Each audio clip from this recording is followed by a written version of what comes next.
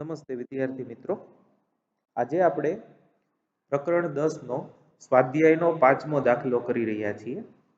આ દાખલો અને આના જેવા દાખલાઓ એ નીટ જેવી પરીક્ષા માટે ખૂબ જ અગત્યના, વેરી ઇમ્પોર્ટન્ટ ફોર નીટ ઓર જેડબલઈ ઓર ગુજસેટ, આવા તમે દાખલાની પ્રેક્ટિસ પણ કરશો પછી. પણ તીવ્રતાનું સૂત્ર જે છે એના પરના દાખલાઓ છે એ પ્રમાણમાં થોડાક બીજા બધા દાખલા કરતા અલગ હોવાથી એ વધુ અગત્યના છે. પહેલા આપણે રકમ વાંચી અને સમજીએ કે શું કહેવા માંગે છે.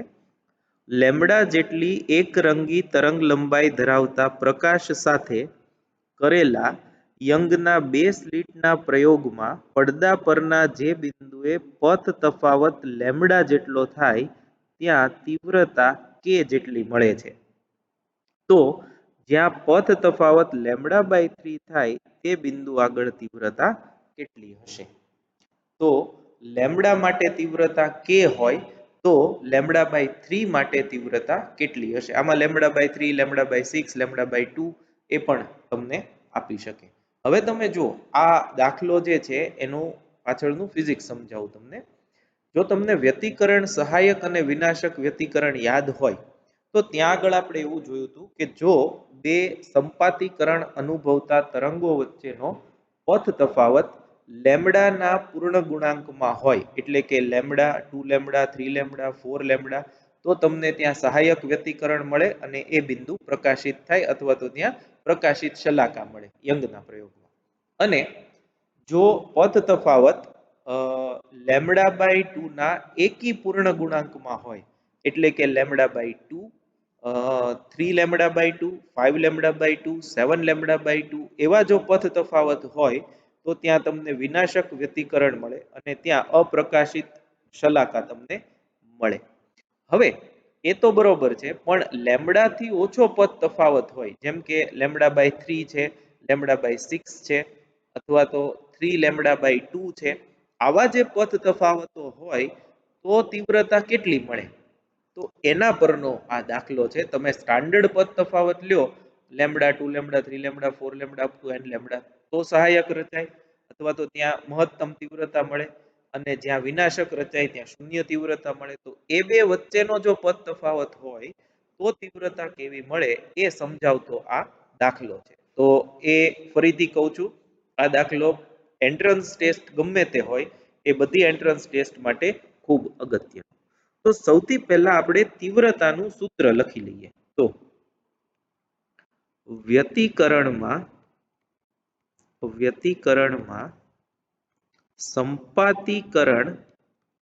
સંપાતીકરણ અનુભવતા બે તરંગો વચ્ચેનો સંપાતીકરણ બે તરંગોની પરિણામી તીવ્રતા, એનું આપણે સૂત્ર જોયું છે, I બરાબર 4I0 cos સ્ક્વેર 5/2, જ્યાં phi ને આપણે કહીએ છીએ બે સંપાતીકરણ અનુભવતા તરંગો વચ્ચેનો કળા તફાવત છે એ phi છે. હવે આપણે જાણીએ છીએ કે 2π રેડિયન કળા તફાવત ધરાવતા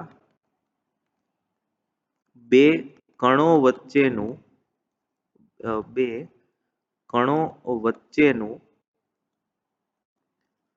અંતર એટલે તરંગ લંબાઈની વ્યાખ્યા યાદ કરો તો લેમ્બડા 2π રેડિયન કળા તફાવત ધરાવતા બે કણો વચ્ચેનું અંતર એ તરંગ લંબાઈ લેમ્બડા જેટલું હોય છે. એટલે બે કણો વચ્ચેનું અંતર લેમ્બડા હોય તો એ બે વચ્ચેનો કળા તફાવત છે એ 2π રેડિયન જેટલો હોય. તો આમ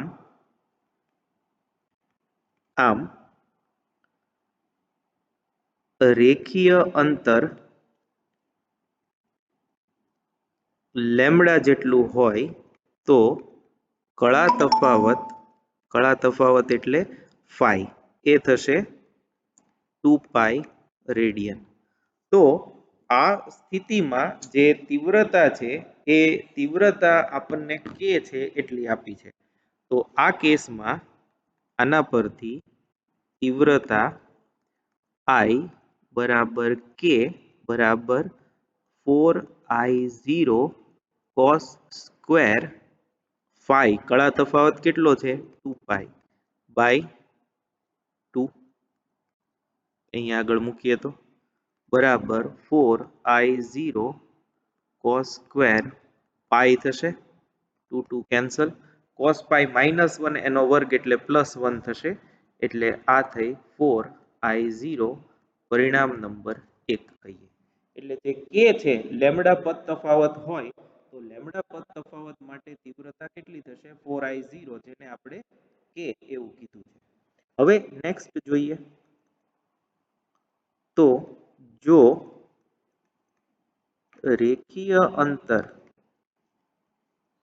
લેમડા બાય 3 હોય તો એવા રેખીય અંતર માટે કળા તફાવત ફાઈ એ થશે કેટલો? તો ફાઈ બરાબર 2 pi into lambda by 3 divide by lambda એટલે આ થશે 2 પાઈ બાય 3. એટલે જો લેમડા બાય 3 જેટલો કળા તફાવત હોય તો પથ તફાવત લેમડા બાય 3 જેટલું રેખીય અંતર હોય પથ તફાવત હોય તો કળા તફાવત થશે 2 પાઈ બાય 3 રેડિયન જેટલો. હવે એ અહીંયા મૂકી દઈએ.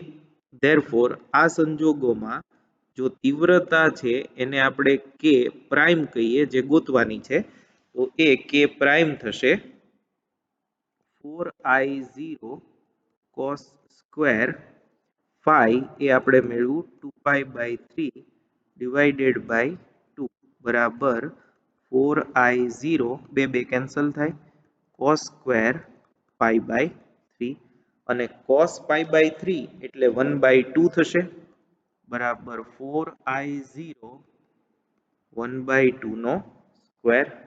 ધેરફોર k ડેશ બરાબર 4I0 ઇન્ટુ 1/4. તો હવે 4I0 એ પાછું k છે બરાબર k/4 કારણ કે પરિણામ નંબર 1 પરથી.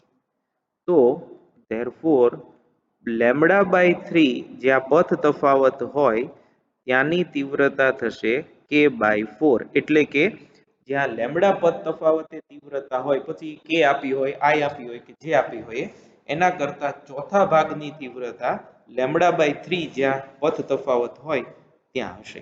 એટલે આ ફરીથી એક અગત્યનો દાખલો છે.